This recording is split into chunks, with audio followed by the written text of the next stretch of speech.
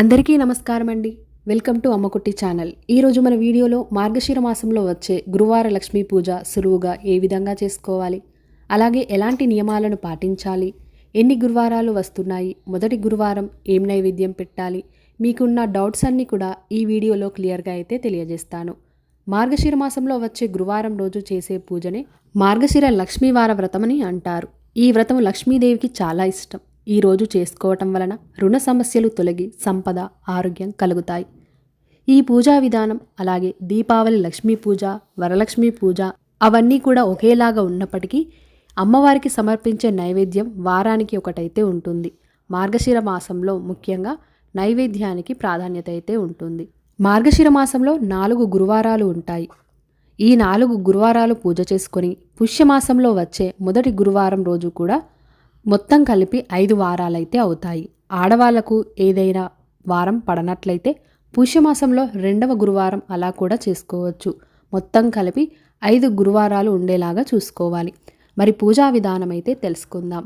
ఉదయాన్నే నిద్రలేచి ఇల్లంతా కూడా శుభ్రం చేసుకొని గడపను శుభ్రం చేసి చక్కగా ఇంటి ముందు ముగ్గును పెట్టుకొని తలస్నానం చేయాలి. ఈరోజు నార్మల్ వాటర్తోనే తలస్నానం చేయాలి. షాంపూ కానీ కుంకుడుకాయ కానీ అలాంటివి పెట్టి తలస్నానం అయితే చేయకూడదు. ప్రత్యేకంగా పూజ ముగిసే వరకు తలకి నూనె రాయటం కానీ దువ్వడం కానీ ఏమైనా తినడం కానీ ఇలాంటివైతే చేయకూడదు. ఈ పూజలో ముఖ్యమైన నియమాలైతే ఇవి. ఈ పూజ కోసం మన ఇంట్లో ఈశాన్య మూలైనా కానీ లేదంటే దేవుని రూమ్లో అయినా కానీ పీట వేసుకొని చక్కగా పీటకు పసుపు రాసి అష్టదళ పద్మ ముగ్గు వేసుకొని ఒక బట్టనైతే పరవాలి. ఆ బట్ట ఎల్లో కలర్ కానీ గ్రీన్ కానీ రెడ్ కలర్ ఈ 3 కలర్స్లో ఏదైనా కూడా పర్వాలేదు. అమ్మవారి ఫోటోని చక్కగా గంధం కుంకుమలతో అలంకరించుకొని పీట పైన తమలపాకును వేసి ఆ తమలపాకు మీద కొన్ని బియ్యాన్ని వేసుకొని అమ్మవారి ఫోటోని పెట్టుకొని పూలతో అలంకరించుకోవాలి. అలాగే అమ్మవారికి చాలా ఇష్టమైన పసుపు కుంకుమలను అమ్మవారి దగ్గర అయితే పెట్టుకోవాలి.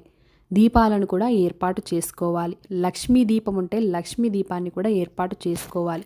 ఏ పూజ చేస్తున్నా మనకి ఉన్న దాంట్లోనే సర్దుకుపోయి చేసుకోవాలి. ఇవన్నీ లేవుగా అని ఆలోచించకుండా మనం అమ్మవారికి భక్తితో చేసేదే అమ్మవారైతే చూస్తుంది. అలాగే దీపాలకి గంధం కుంకోబొట్లనైతే పెట్టుకోవాలి. దీపపు కుందులలో నువ్వుల నూనె కానీ కొబ్బరి నూనె కానీ నెయ్యిని కానీ వేసి దీపాన్ని అయితే వెలిగించాలి. అమ్మవారికి నెయ్యితో దీపం వెలిగిస్తే చాలా ఇష్టం. అలాగే ఇంట్లో లక్ష్మీదేవి విగ్రహం ఉంటే విగ్రహాన్ని కూడా పెట్టుకోవచ్చు. ఏ పూజ చేస్తున్నా మొదటగా వినాయకుడికి చేస్తాం కాబట్టి వినాయకుని కూడా ఏర్పాటు చేసుకోవాలి. వినాయకుడి విగ్రహం లేనట్లయితే పసుపు గణపతిని కూడా చేసుకోవచ్చు. లక్ష్మీదేవి విగ్రహం లేనట్లయితే తమలపాకును తీసుకొని పసుపుతో చిన్నగా చేసుకొని అమ్మవారిలాగా భావించి కూడా పూజ అయితే చేసుకోవచ్చు. తర్వాత ఏకహారతితో దీపాన్ని వెలిగించుకొని దీపాలకు గంధం కుంకుమ బొట్లను పెట్టి పూలతో అలంకరించుకోవాలి. ఇప్పుడు లక్ష్మీదేవికి చాలా ఇష్టమైన అభిషేకాన్ని అయితే చేసుకోవాలి. పాలతో కానీ పెరుగుతో కానీ పంచామృతాలతో కానీ పసుపు కుంకుమలతో అభిషేకం చేసుకోవాలి. అలాగే ఒక పాత్రను తీసుకొని అందులో శ్రీం అని కుంకుమతో అయినా కానీ గంధంతో అయినా కానీ రాసుకొని ఆ పాత్రలో 3 సార్లు బియ్యాన్ని అయితే వేసుకోవాలి. లక్ష్మీదేవి విగ్రహాన్ని పెట్టుకొని అమ్మవారికి చాలా ఇష్టమైన లక్ష్మీ గవ్వలు, గోమతి చక్రాలు, చిట్టి గాజులు, అలాగే తామర గింజలు, యాలకులు, చిల్లర నాణాలు, బియ్యం, పప్పు దినుసులు ఇలాంటివి అమ్మవారికి ఇష్టమైన ఏవైనా కూడా అమ్మవారి దగ్గర అయితే పెట్టుకోవచ్చు. చక్కగా పూలతో అలంకరించుకోవాలి. గులాబీ పువ్వులైనా తెల్లటి పువ్వులైనా అమ్మవారికి చాలా ఇష్టం. మంగళహారతి ప్లేటును కూడా తయారు చేసుకొని నైవేద్యాలు, కలశ చెంబు, ఆచమనీయ పాత్ర ఇవన్నీ కూడా ఒక దగ్గర పెట్టుకొని మనం రెడీగా అయితే పెట్టుకోవాలి.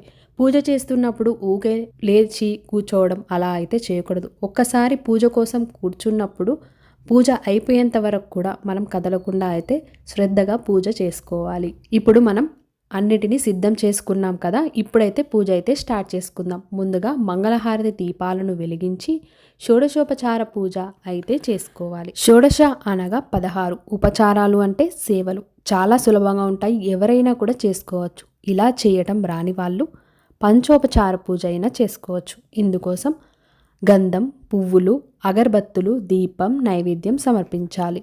16 ఉపచారాలు చేయలేని వాళ్ళు ఈ పంచోపచార పూజ కూడా చేసుకోవచ్చు. దానికోసం ఈ 5ంటిని సమర్పిస్తే సరిపోతుంది. షోడశోపచార పూజలో ముందుగా గణపతి శ్లోకాన్ని శుక్లాంబరధరం చదువుకొని ఆచమనం చేసుకోవాలి. 3 సార్లు చేతిలోకి నీటిని తీసుకొని తాగి కొన్ని అక్షతలు చెయ్యిలోకి తీసుకొని ఆచమనీయ మంత్రాలను చదువుకొని ప్లేట్లో వదిలిపెట్టాలి. వదిలిపెట్టాక ఒక క్లాత్తో అయితే చేతిని శుభ్రంగా తుడుచుకోవాలి. ఎప్పుడైనా కూడా తడి చెయ్యితో పూజ అయితే చేయకూడదు. పక్కన నేను ఏ మంత్రాలను చదువుకోవాలి అనేది కూడా పక్కన ఇస్తున్నాను. ఆ మంత్రాలను చదువుకుంటూ కూడా చేసుకోవచ్చు. ఆ తర్వాత కొన్ని అక్షంతలను చేతిలోకి తీసుకొని భూశుద్ధి మంత్రాన్ని చెప్పుకొని మన ఎడమ సైడ్కి అయితే వదిలేయాలి. ఆ తర్వాత ప్రాణాయామం అయితే చెప్పుకోవాలి. కొన్ని అక్షతలు తీసుకొని సంకల్పం చెప్పుకొని వినాయకుడి దగ్గర అయితే వేయాలి. ఆ తర్వాత ఒక రాగి కానీ ఇత్తడి చెంబు కానీ తీసుకొని అందులో పసుపు, కుంకుమ, గంధం, అక్షతలు, ఒక పువ్వు వేసుకోవాలి. అలాగే చెంబుకి బొట్టు పెట్టుకొని మన కుడి చేతిని కలశపు చెంబు మీద పెట్టి కలశ మంత్రాన్ని కూడా చదువుకోవాలి. పక్కన మంత్రం అయితే ఇస్తున్నాను. చదవడం వచ్చిన వాళ్ళు చదువుకోవచ్చు, రాని వాళ్ళు నార్మల్గా చేసుకున్నా కూడా సరిపోతుంది. ఆ తర్వాత కలశపు చెంబులోని నీళ్లను పూజా సామాన్ పైన, దేవుళ్ళ పైన, మన పైన కూడా చల్లుకోవాలి. మొదటగా మనం ఏం పూజ చేస్తున్నా వినాయకుడికి పూజ చేస్తాం కాబట్టి ఓం శ్రీ మహాగణాధిపతియే నమః ధ్యాయామి ఆవాహయామి నవరత్న ఖచిత సింహాసనం సమర్పయామి అని అక్షంతలైతే వేసుకోవాలి. ఆ తర్వాత పాద్యం, ఆర్క్యం, శుద్ధోదక స్నానం సమర్పయామి అనుకుంటూ ఆ కలశపు చెంబులో ఉన్న నీళ్లను వినాయకుడిపైన చల్లుతూ పక్కన ఉన్న మంత్రాలైతే చదవాలి. ఆ తర్వాత వస్త్రయుగ్మం సమర్పయామి అనుకుంటూ వస్త్రాన్ని కూడా సమర్పించుకోవాలి. గంధం సమర్పయామి అనుకుంటూ ఒక పువ్వుకు గంధాన్ని పెట్టి వినాయకుడి దగ్గర అయితే పెట్టుకోవాలి. అక్షతం సమర్పయామి అనుకుంటూ అక్షతలైతే వేయాలి. ఆ తర్వాత అష్టోత్తరం అయితే చదువుకోవాలి. అష్టోత్తరం చదవడం వస్తే అష్టోత్తర నామాలు చదువుకోవచ్చు. రాకపోతే ఓం గం గణపతియే నమః అనే మంత్రాన్ని 108 సార్లు అయితే చదువుకోవాలి.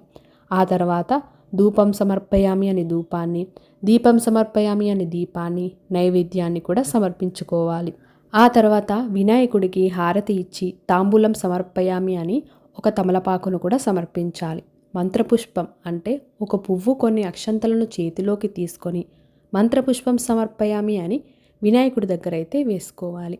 ఈ పూజలో ఏవైనా పొరపాట్లుంటే క్షమించమని వినాయకుడికి మొక్కుకొని కొన్ని అక్షంతలు వేసి ఆ తర్వాత మనం శ్రీ మహాలక్ష్మీదేవికి అయితే పూజ చేసుకోవాలి. మహాలక్ష్మీదేవి భర్త అయిన శ్రీ వెంకటేశ్వర స్వామిని ముందుగా మొక్కుకొని ఆ తర్వాత లక్ష్మీదేవిని అయితే పిలవాలి. మార్గశిర గురువార లక్ష్మీదేవి ధ్యాయామి అనుకుంటూ అమ్మవారిని మంత్రం చదువుకుంటూ పిలవాలి. అమ్మవారికి కూడా వినాయకుడికి చేసిన విధంగానే షోడశోపచార పూజ అయితే చేసుకోవాలి. అమ్మవారికి కూడా ధ్యాయామి అని లక్ష్మీదేవి మంత్రాన్ని, ఆవాహయామి నవరత్న సింహాసనం సమర్పయామి అనుకుంటూ అక్షంతలైతే వేసుకోవాలి. ఆ తర్వాత పాదయో పాద్యం సమర్పయామి, హస్తయో ఆగ్యం సమర్పయామి, శుద్ధోదక స్నానం సమర్పయామి అనుకుంటూ కలశపు చెంబులో ఉన్న నీళ్లను అమ్మవారి పైన అయితే చల్లాలి. ఆ తర్వాత వస్త్రయుగ్మం సమర్పయామి అనుకుంటూ వస్త్రాన్ని కూడా సమర్పించుకోవాలి. గంధం సమర్పయామి అనుకుంటూ ఒక పువ్వుకు గంధం పెట్టి కూడా సమర్పించుకోవాలి. అక్షతం సమర్పయామి అని అక్షంతలను కూడా సమర్పించాలి. ఆ తర్వాత శ్రీ మహాలక్ష్మీదేవి అష్టోత్తర శతనామావళి అయితే చదువుకోవాలి. అలాగే కనకదార స్తోత్రం, మహాలక్ష్మి అష్టకం, ఇలా లక్ష్మీదేవి మంత్రాలు ఎవి వచ్చినా కూడా అన్నీ కూడా చదువుకోవచ్చు. ఏం చదవడం రాకపోతే ఓం శ్రీ మహాలక్ష్మి దేవియే నమః అని 108 సార్లు చదువుతూ పసుపు కానీ, కుంకుమ కానీ, అక్షంతలు కానీ, ఎర్రని పుష్పాలు లేదంటే తెల్లని పుష్పాలు, లక్ష్మీ గవ్వలు, గోమతీ చక్రాలు, చిట్టి గాజులు, అలాగే తామర గింజలు, వీటన్నిటితో కూడా మనం అష్టోత్తరం అయితే చేసుకోవచ్చు. ఆ తరువాత ధూపం, దీపం, నైవేద్యం అన్నిటిని కూడా సమర్పించాలి. మార్గశిర గురువార లక్ష్మి మొదటి వారం నైవేద్యం చూసుకుంటే పులగం అమ్మవారికి నైవేద్యంగా అయితే సమర్పించాలి. ఆ తర్వాత అమ్మవారికి తాంబూలం సమర్పయామి అనుకుంటూ 2 తమలపాకులు, చీర పెట్టాలి అనుకునే వాళ్ళు చీర, జాకెట్ ముక్కలు, పండ్లు, పోకా వక్క పువ్వులు ఇలా అయితే తాంబూలం అయితే సమర్పించుకోవచ్చు. ఆ తర్వాత హారతిని కూడా అమ్మవారికి సమర్పించాలి. ఆ తర్వాత మంత్రపుష్పం సమర్పయామి అనుకుంటూ ఒక పువ్వు కొన్ని అక్షంతలను తీసుకొని అమ్మవారి పాదాల దగ్గర అయితే వేసుకోవాలి. మంత్రపుష్పం సమర్పించిన తర్వాత కొన్ని అక్షంతలను చేతిలోకి తీసుకొని పూజలో ఏమైనా పొరపాట్లుంటే క్షమించమని అమ్మవారికి మనసారా మొక్కుకొని మీకు ఏ కోరికలున్నా కూడా అమ్మవారికి మొక్కుకొని ఆ తర్వాత కొన్ని అక్షంతలను చేతిలోకి తీసుకొని మార్గశిర గురువార వ్రత కథనైతే చదువుకోవాలి. ఈ కథలో అమ్మవారికి పూజ ఏ విధంగా చేసుకోవాలి, ఎందుకు చేసుకోవాలి, ఎలాంటి నియమాలను పాటించాలి, ఏం నైవేద్యాలను పెట్టాలి, అన్నిటిని గురించి కూడా ఈ కథలో అయితే మొత్తం ఉంటుంది. ఆ కథ మొత్తం కూడా చదువుకొని ఆ అక్షంతలు అమ్మవారి పాదాల దగ్గర అయితే వేసుకోవాలి. ఇంతటితో పూజ పూర్తయిపోయినట్టే. ఈరోజు పాటించవలసిన నియమాలను చూసుకుంటే తలకు నూనె రాసుకోవద్దు, అలాగే తలను దువ్వకూడదు, అలాగే పూజ చేసేంత వరకు కూడా ఏం తినకుండా నీళ్లను కూడా తాగకుండా ఈ పూజ అయితే చేసుకోవాలి. ఈ మార్గశిర గురువార వ్రతం మనం గురువారం చేస్తాం కాబట్టి ఆ రోజు ఫోటోని కదిలించడానికైతే లేదు. అలాగే శుక్రవారం కూడా మనం కదిలించాం కాబట్టి శనివారం తెల్లవారుజామున అయితే ఫోటోని కదిలించుకోవాలి. 2 రోజులు పీఠాన్ని పెట్టుకోవాలి కాబట్టి కొంచెం శుచిగా ఉండేలాగా మనం అయితే చూసుకోవాలి. అలా పెట్టడం కుదరని వాళ్ళు పూజ గదిలో అయినా కూడా మనం చేసుకోవచ్చు. శనివారం ఉదయం కదిలించుకోవచ్చు. ఆనవాయితీ ఉన్నా లేకున్నా ఈ పూజ అయితే ఎవరైనా కూడా చేసుకోవచ్చు. కలశం పెట్టుకునే వాళ్ళు కలశం పెట్టుకొని కూడా పూజ అయితే చేసుకోవచ్చు. పూజకు వాడిన ఆకులను కానీ పువ్వులను కానీ పారే నీటిలో కానీ ఎవరు తొక్కని చెట్ల కింద అయినా వేసుకోవాలి. ఈ పూజని ఉదయాన్నే చేసుకోవాలి. ఒక పూట భోజనం చేస్తే మంచిది. బ్రహ్మచర్యాన్ని పాటించాలి. ఎవరిని తిట్టడం కానీ గొడవ పడడం కానీ అలాంటివైతే చేయకూడదు. ఇలా 5 గురువారాలు మనం ఈ పూజనైతే చేసుకోవాలి. 5 గురువారాలు ఒక్కొక్క రోజు ఒక్కొక్క నైవేద్యం అయితే ఉంటుంది.